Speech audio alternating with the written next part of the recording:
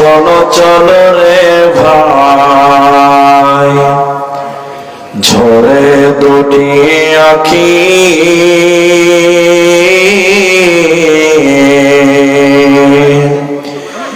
এ বোঝাইলে বুঝিস না মোর তুই কোন জঙ্গলের পাখি রে। আজ মন মোর চল চল রে, আজ মন মোর চল চল রে ভাই, ঝরে দুটি আঁখি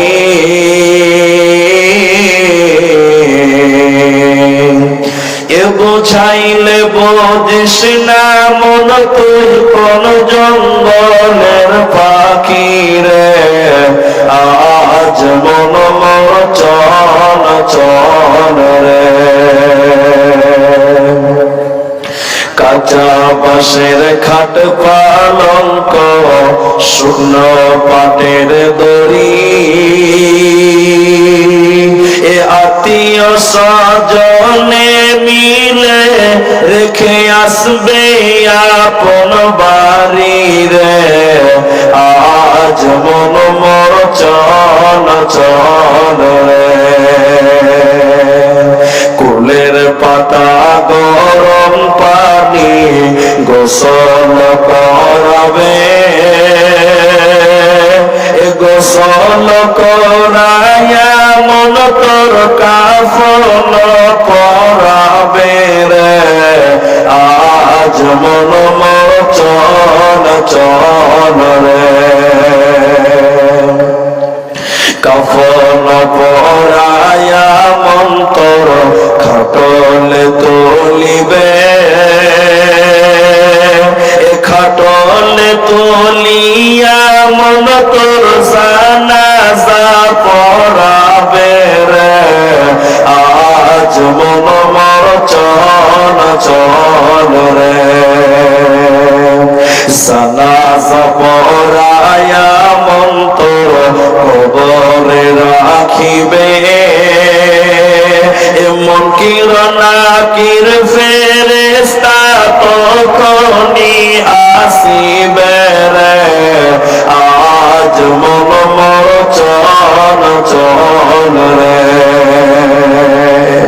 মুনকির নাকির ফেরেশতা তখনই জিগাবে,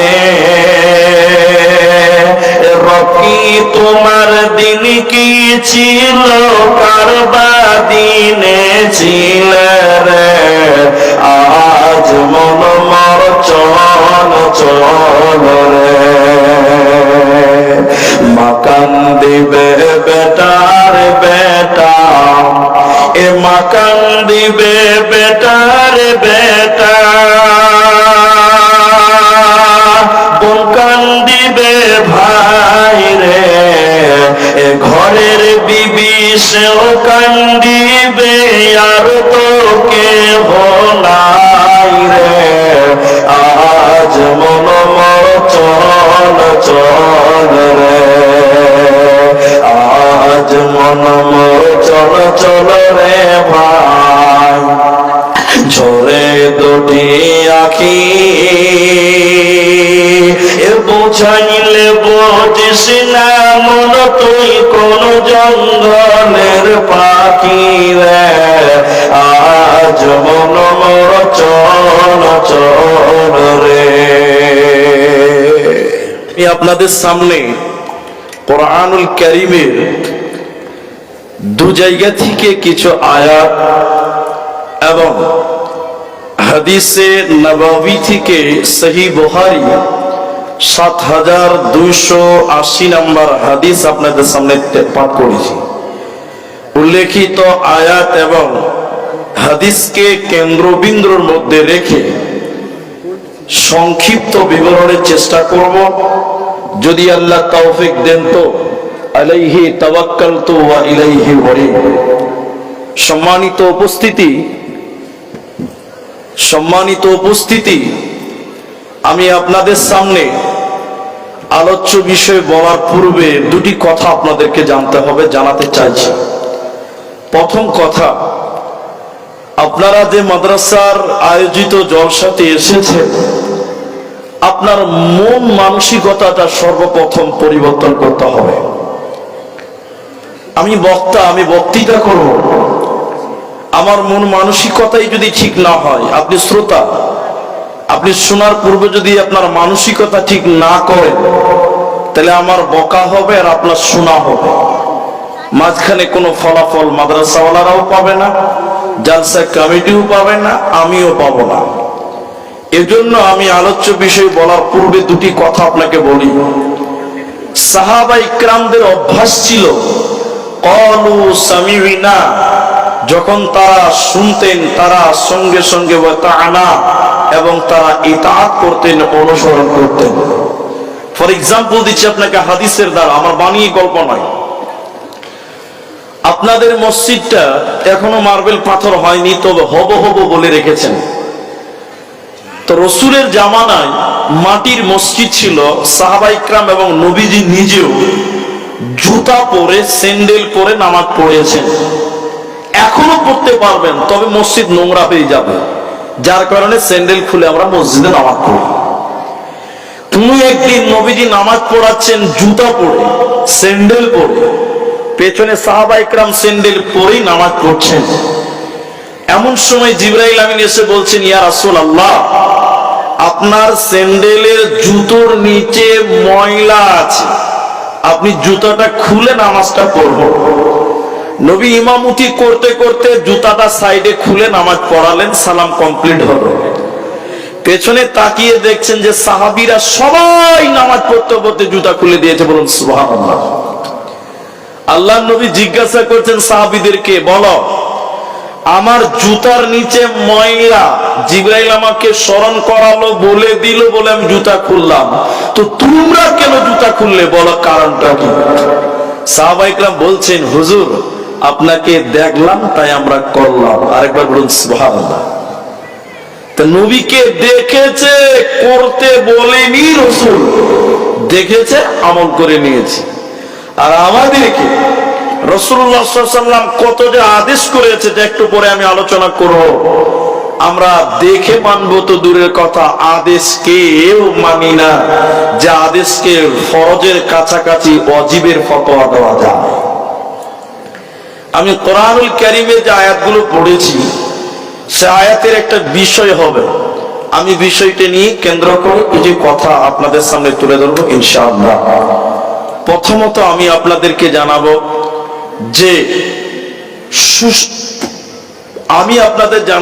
জান্নাত যেতে গেলে প্রকৃত জান্নাতের প্রতীক কারা, অর্থাৎ জান্নাতের লোকেশন, জান্নাতের পথিক, জান্নাতের রাস্তাটা পেলেন কি পেলেন না, অর্থাৎ জান্নাতের রাস্তা আপনি চিনতে পেরেছেন কি পারেননি, জান্নাতের লোকেশন বা রাস্তার পথ, জান্নাতের পথটা আমি আপনাদের তুলে দিব। কিছু আমল, কিছু পাপ দু দফায় তুলে ধরে আপনাকে বলবো এটি করতে হবে আর এটিকে বর্জন করতে হবে। এটি করলে জান্নাত পাবেন, এটি বর্জন করলে জাহান্নাম থেকে বেঁচে যাবেন।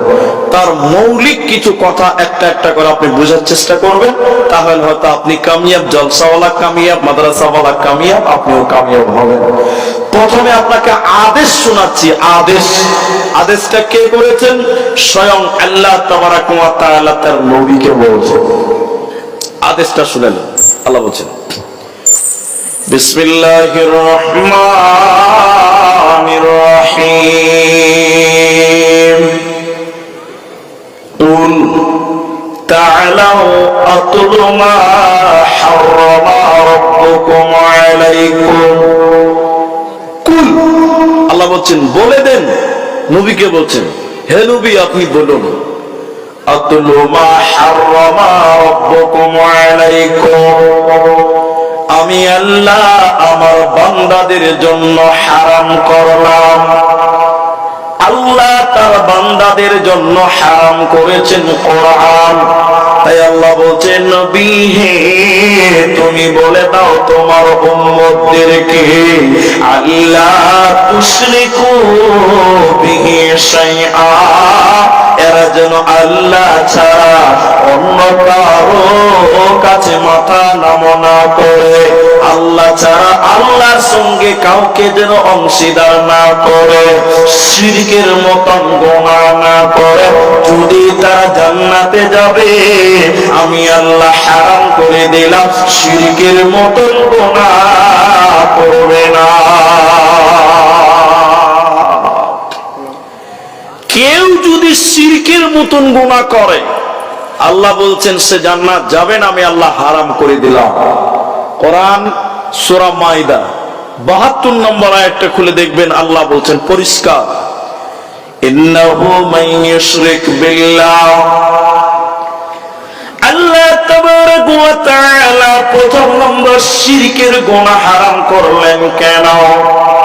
আল্লাহ বলছেন নিশ্চয়ই যারা আমি আল্লাহর সঙ্গে কাউকে অংশীদার করলো, শিরকের মতন গুনাহ করবে, আমি আল্লাহ তার জন্য জান্নাত হারাম করে দিলাম।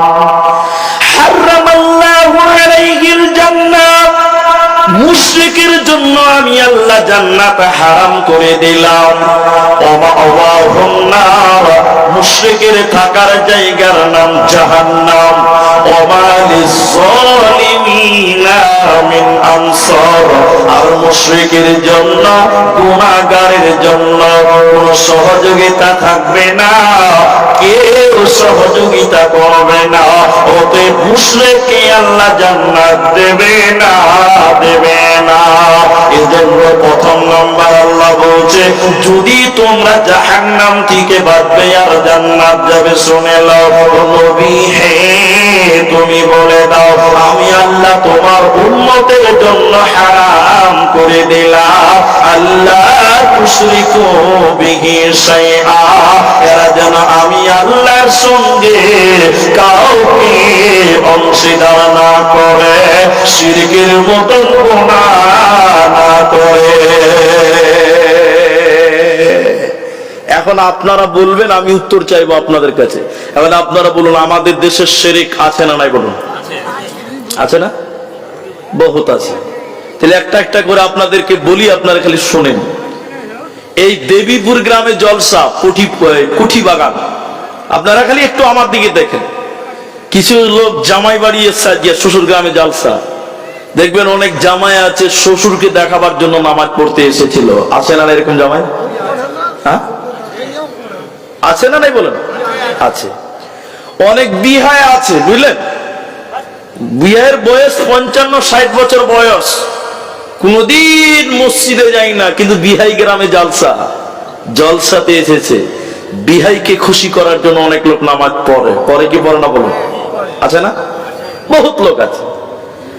নবী বলছেন কেউ যদি মানুষকে দেখাবার জন্য ইবাদত করে, নামাজ পড়ে, সে যেন শিরকের মতন গুনাহ করলো। তাহলে বলুন এখন আমাদের দেশে মানুষকে দেখানো নামাজ আছে না নাই? আছে না? অনেক আছে।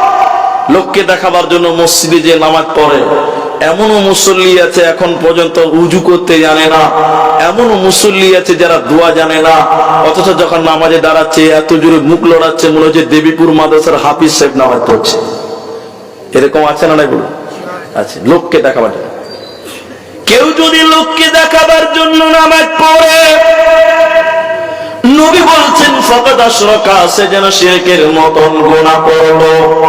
আর যে ব্যক্তি শিরকের মতন গুনাহ করবে, আল্লাহ তাকে জান্নাতে দেবে না। রমজান মাসে দেখবেন কিছু কিছু মুসল্লি আছে রমজানের শুরুতে ভালো নামাজ পড়ে, যখন 15 রোজা পেরিয়ে যায় আস্তে আস্তে নামাজে ঢিলা দেয়। আছে না নাই? হ্যাঁ, রমজানের শুরুতে দেখবেন মসজিদ ভর্তি হয়ে যায়, যত দিন যায় তত নামাজিদের সংখ্যা কমে যায়, যত দিন যায় নামাজির সংখ্যা কমে। কমে কি কমে না? কমে। আমি আপনাকে ঘরের কথা পরকে বলতে নাই, তারপরও বলছি, এই নামাজ পড়ে শিরক হবে এরকম নামাজ পড়লে কেমন? আপনাকে আমি দুটো উপমা দিচ্ছি, সত্য ঘটনা, হাকিকাত, আপনি শুনেন, আপনার বিশ্বাস হবে। মুর্শিদাবাদে সুতি থানা, গ্রামটার নাম উল্লেখ করলাম না, সোশ্যাল মিডিয়ার যুক্ত, তারা হয়তো শুনে নিবে, তার দুঃখ প্রকাশ করে দুঃখ পাবে। একটা লোক হকারি করে বেড়ায়, হকার বুঝেন তো, ফেরি করে বেড়ায় পাড়ায় পাড়ায়। তো একদিন এক বন্ধুর সঙ্গে দেখা হয়েছে, ওর আলেম বন্ধুর সঙ্গে দেখা হয়েছে যে হকারি করে, আসরের টাইম নামাজ পেরিয়ে গেছে, তখন এই মুলি সাহেব ওর বন্ধু হকারি করে, তখন মুলি সাহেব বলছে চলো নামাজটা পড়ে এলেই। লোকটা কোনোদিন নামাজ পড়ে না, ওর বন্ধুকে দেখাবার জন্য নামাজ পড়তে মসজিদে ঢুকেছে। আর আল্লাহর কসম, আসরের পরে দ্বিতীয় জামাত চলছে, নামাজ পড়ছে। আগেকার নোকিয়ার 1100-1200 মডেল মোবাইল গুলো দেখেছেন তো আপনারা, ওই টুমটুম করে ফোন চলে এসছে। লোকটা ওর বন্ধুর সঙ্গে নামাজে দাঁড়িয়েছে, কোনোদিন নামাজ পড়ে না, যে নামাজে দাঁড়িয়ে নামাজ পড়ছে সঙ্গে সঙ্গে ফোন বেজে গেছে, পকেটে মোবাইল ছিল, ওই নোকিয়া মোবাইল। ও নামাজ পড়তে পড়তে পকেট থেকে মোবাইল বের করে রিসিভ করে বলছে, হাগো নামাজটা পড়তে দা। নামাজ পড়তে পড়তে ফোন রিসিভ করে কথা বলছে, কোনোদিন নামাজ পড়ে না, শুধু ওর বন্ধুটাকে দেখাবার জন্য নামাজ পড়ছে। আচ্ছা বলুন, এই নামাজ পড়লে নেকি হবে না পাপ হবে? বলুন বলুন, পাপ হবে। শিরকের মতন রিয়া, শিরকের মতন গুনাহ হবে। দ্বিতীয় নম্বর শিরক শুনে নাও, নবীজি বলেছেন কেউ যদি আল্লাহ ব্যতীত অন্যের নামে কসম করে, আল্লাহ ছাড়া অন্যের নামে কসম কাটে, ওই ব্যক্তিও যেন শিরকের মতন গুনাহ করলো। আর যে ব্যক্তি শিরকের মতন গুনাহ করবে, আল্লাহ তাকে জান্নাত দেবে না, পাবি না। এখন বলুন আপনারা, মায়ের কসম, বাপের কসম আছে না নাই বলো? অনেক লোক এত ইমানদার, তখন বলছে যে আরে মসজিদের কসম করে বলছি সত্য কথা। এগুলো কসম আপনার দেশে নাই? মসজিদের কসম, মায়ের কসম, বাপের কসম। নবী বললেন যদি একান্তই কসম খেতে হয়, নবীজি বারবার করে আল্লাহর কসম করে অনেক জায়গায় বলেছে তোমরা আল্লাহর কসম করো, আল্লাহ ছাড়া অন্য কারো নামে কসম করলে শিরকের মতন গুনাহ হবে। অতএব বন্ধুরে, শিরকের মতন গুনাহ করবে না। আল্লাহ তাবারাক ওয়া তাআলা কত ভালো লেগেছে কথাটা, একজনই হিকমত ওনার কথা আল্লাহকে কত ভালো লেগেছে, কোরআনে তুলে দিয়েছে। লোকমান হাকিম তার বেটাকে, তার পুত্রকে, তার সন্তানকে, বেটাকে বলছে বাপ বোনাইয়া, বেটারে শুনে নাও, ওরে বেটা তুমি শুনে নাও, বেটা দুনিয়াতে শিরকের মতন গুনাহ করবে না। বেটা তুমি যদি বেটা পৃথিবীতে শিরকের মতন গুনাহ করো, আল্লাহ তোমাকে জাহান্নাম দেবে। বেটা আমি বাবা সহ্য করতে পারবো না। এই জন্য লুকমান হাকিম তার বেটাকে বলছে বোনাইয়া লা তুশরিক বিল্লাহি শাইআ ইন্নাশ শিরকা লা যুলমুন আযীম। বেটা পৃথিবীতে শিরকের মতন গুনাহ করিও না, শিরক হচ্ছে মহাপাপ, বড় গুনাহ, বড় জুলুম। যে ব্যক্তি শিরকের মতন গুনাহ করবে বেটা, আল্লাহ তাকে জাহান্নাম দিবে, ও জান্নাতে যাবে না, পাবে না। এই জন্য প্রথম নাম্বার আল্লাহ ওসিয়ত করে হারাম করলে শিরকের মতন গুনাহ করবে না।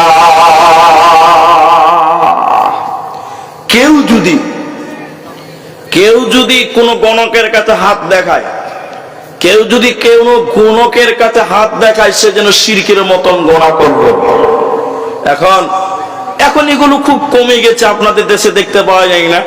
আমি আজ থেকে প্রায় 4-5 বছর আগে মালদা জেলাতে ওই কোট মালদা স্টেশন আছে, কোট মালদা স্টেশনের সামনে দেখেছিলাম, অনেকদিন আগে, এখন দেখতে পাই না। কোট মালদা স্টেশনের সামনে একটা লোক খুব খিস্তি করতো, গাল দিত, এখন নাই, মরে গেছে, এখন আর দেখতে পাওয়া যায় না। লোকটাকে খুব খিস্তি করতো, আর ওষুধ বিক্রি করতো, কি গাছের জ্বর হয়, খুব খারাপ ভাষা বলতো, আপনারা হয়তো সোশ্যাল মিডিয়াতে দেখেছেন। ওর পাশে একটা লোক ছিঁড়া বস্তা পেরে হাত দেখতো, আমি দেখেছি, এটা 5-7 বছর আগের কথা বলছি। হাত দেখতো, হাত দেখে দেখে দেখে দেখে আপনার হাত দেখছে আর আপনার ভাগ্য বলছে। এরকম গণক চেনেন কিনা আপনারা? হ্যাঁ না বলুন একটু, দেখেছেন না?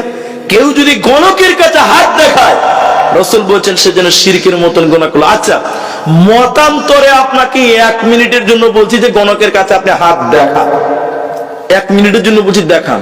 কেন দেখাবেন জানেন?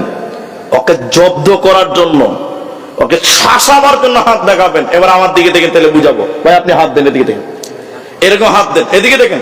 আপনি বলুন ভাই একটু হাত দেখেন, বড় বড় দেখবার হাত দেখবার, বলবে আপনার খুব ভালো হবে, খুব টাকা হবে, খুব পয়সা হবে, এই করতে করতে হুট করে বলবে আপনার মনটা বড় হয়েছে, হুট করে বলবে একটা বিপদ আছে, বলে না কি বিপদ আছে? তখন আপনার মন খালি ধাকাম ধাকাম করবে, কি রে বাবা আমার কোন বিপদ আছে রে বাবা, বেশ তো ভালো ছিল।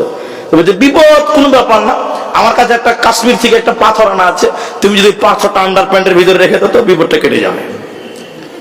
এরকম পাথর নিয়ে বসে আছে না? হ্যাঁ না বলো। আমি আব্দুর রহমান প্রতি হাত দেখান, এরকম ভাই হাত দেখো, ও হাত দেখবে, আর কিছু আছে? হ্যাঁ এটা আছে, আর কিছু আছে? ও সব যখন বলা হয়ে যাবে তখন বলবে ভাই আর কিছু আছে? বলছে না আর কিছু দেখতে পাই না। তখন হাতের থু দিয়ে মারবেন টেনে কানে চর, যখন ওর কানে চল মারবেন তখন গাল হাত দিয়ে মারলে কেন ভাই? তখন বলবেন যে তুমি আমার হাত দেখছিলে, আমি কি করব না করবো সব তুমি দেখতে পেয়েছ, আর এখন তোমাকে চর মারবো এটা তুমি দেখতে পাও নাই? তুমি তো সব দেখেছ, আমার জীবনে কি করবো তুমি সব দেখতে পেলে, আর এখন আমার হাত চর মারবে এটা তুমি মনে হয় দেখতে পেলে গেছিলে নাকি? আর দেখেছিল তো সাবধান কেন হওনি? আমার তো কোনো দোষ নাই, দোষ তোমার। সব বদমাইশি ঠিক হয়ে যাবে। নবী বললেন শোনো, যারা গণকের কাছে হাত দেখাবে সে যেন শিরকের মতন গোনা করবে, আর যে ব্যক্তি শিরকের মতন গোনা করবে ও কোনদিন জান্নাতে যাবে না, পাবে না। এজন্য আল্লাহ বলছে নবী হে তুমি বলে দাও তারা যেন পৃথিবী নামক জায়গাতে শিরকের মতন গোনা না করে। খালেকের কাছে চাওয়ার নাম ইবাদত, মাখলুকের কাছে চাওয়ার নাম শিরক। খালেকের কাছে চাওয়ার নাম বলুন বলুন ইবাদত, মানে স্রষ্টার কাছে চাওয়ার নাম ইবাদত, সৃষ্টির কাছে চাওয়ার নাম শিরক। কথা ক্লিয়ার হতে পেরেছেন আপনারা? এবার আপনাদেরকে বুঝি সন্তান দেওয়ার মালিক কে? সবাই বলুন আল্লাহ। কিন্তু আমাদের মধ্যে কিছু হতভাগা মানুষ আছে, মানুষের কাছে সন্তান চায়, আছে না নাই? আছে না? একমাত্র আল্লাহর কাছে চাইতে হবে, পৃথিবীর অন্য কারো কাছে যাওয়া যাবে না। শুধু চাওয়া যাবে না নয়, যেখানে শিরকি কাণ্ডক্রম চলবে ওখানে যাওয়া হারাম, ওখানে দান করা হারাম, ওখানে দান করা যাবে না, ওখানে যাওয়া যাবে না।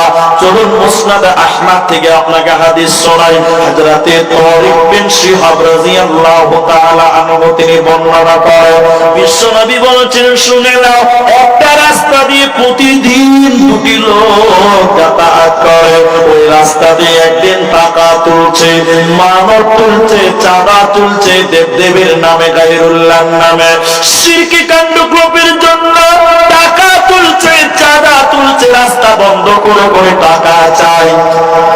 একদিন দুটি লোক যখন যাচ্ছিল, প্রথম লোককে ধরে নিয়ে বলছে ভাইয়া আমাদের দেবদেবীর নামে, আমাদের প্রভুর নামে, আমাদের দেবতার নামে তুমি কিছু দান করো, কিছু মানত করো, কিছু মানসিক করো।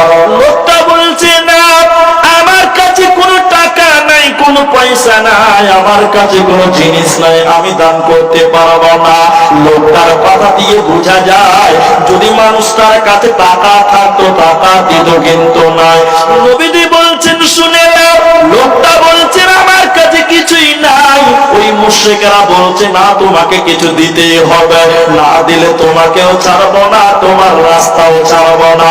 বারবার বলার পর যখন কিছুই দিবে না, লোকটা তখন একটা মাছিকে ধরে নিয়ে তাদের দেবদেবীর নামে মানত করলো, একটা মাছিকে ধরে দান করে দিল, দাম ছেড়ে দিল।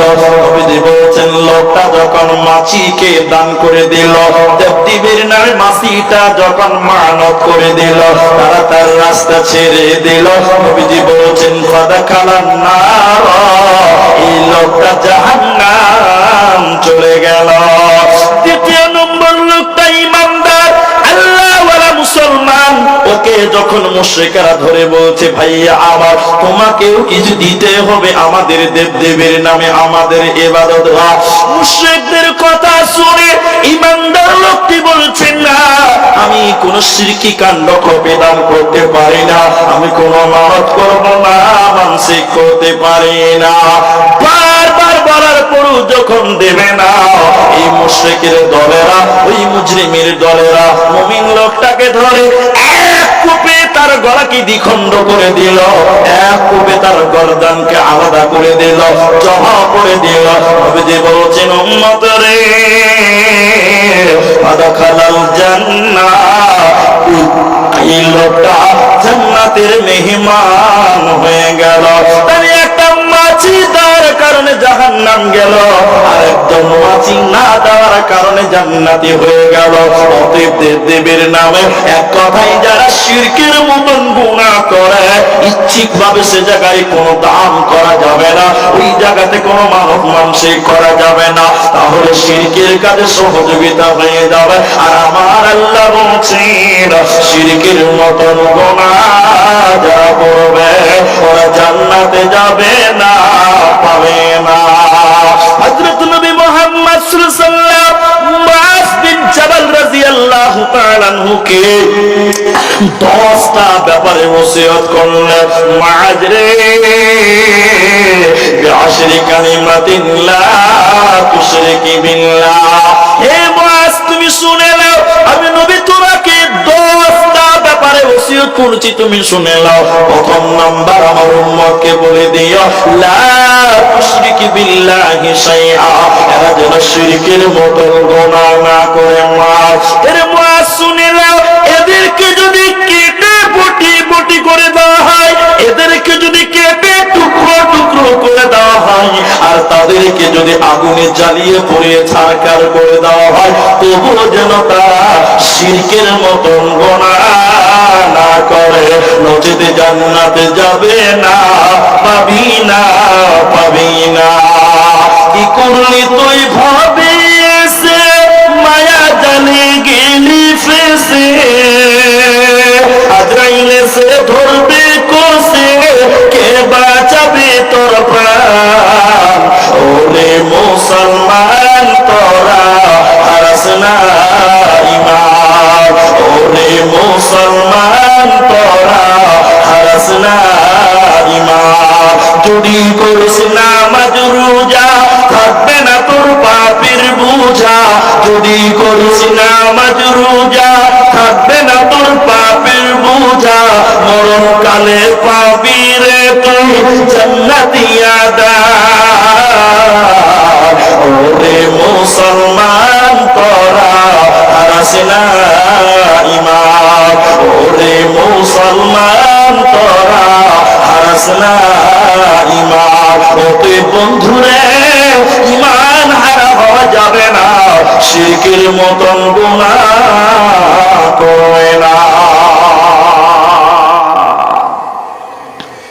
আর একটা বলে, দ্বিতীয় নম্বর ওসিয়তটা বলছি, আপনাদের দেশে তাবিজ আছে, তাবিজ আছে না? তাবিজ দেয় কি দেয় না? দেয়। আমাকে আবার কিছু কিছু লোক মনে করে যে বক্তাদের তাবিজের পাওয়ার আলাদা, ওরা মনে করে মুলবিদের চেয়ে বক্তাদের তাবিজের কাজ বেশি করবে। হারাম হালাল পরে বলছি খানিক, তার আগে মশলাটা শুনে নেন। আপনাদের মালদাতে গোলাপগঞ্জ আছে না? গোলাপগঞ্জ ছিলেন তো? ওই কালিয়াচক থেকে ভিতরে বর্ডার এলাকা। আজ থেকে মোটামুটি 5 বছর আগে, আপনার খালি টাচ দিচ্ছি, আপনি খালি বুঝে নেবেন কথাটা। ব্যাগ নিয়ে দাঁড়িয়েছি, তখন গাড়ি ছিল না, বুঝলেন? সকালবেলা জলসা করে সকাল আবার আছে, একটা ছেলে মোটামুটি 19 বছর হবে, তখন আমি বলছি তখন 18-19 বছর হবে, আমাকে দেখে তাড়াহুড়া করে চলে এসে বলছে যে আপনি মৌলানা আব্দুর রহমান? বলে হ্যাঁ। বলছে আপনাকে আমি অনেক দিন থেকে দেখছি, কিন্তু আপনাকে সাক্ষাৎ করতে পারছি না, কিন্তু আমার মন অনেক দিন থেকে চাই আপনার সঙ্গে দেখা করবো। ও যখন খুব তেল দিছে তখন বুঝতে পারছি এর মতলব খারাপ। যত তেল দিবে তত মতলব খারাপ, মনে হবে কি হবে না? তাহলে আমি বলছি কি বলছো তাই বলো। বলছে আগে বসেন, দুটো গল্প আছে আপনার সঙ্গে। বলে বলো কি খবর আছে? তখন বলছি যে মুলি সাহেব, আপনি তাবিজ দিতে পারেন? আমাকে বলছে আচ্ছা এখন আপনারা কি মনে করেন আমি জানি না, এটা সাধারণ ছেলে যদি আমাকে জিজ্ঞাসা করে আপনি তাবিজ দিতে পারেন, ওকে যদি এক কথা দিয়ে বলে দিই তাবিজ দিতে জানি না, তাহলে গোটা এলাকাতে দুর্নাম করবে, সালা আব্দুর রহমান কিচ্ছু জানে না। দুর্নাম করবে কি করবে না?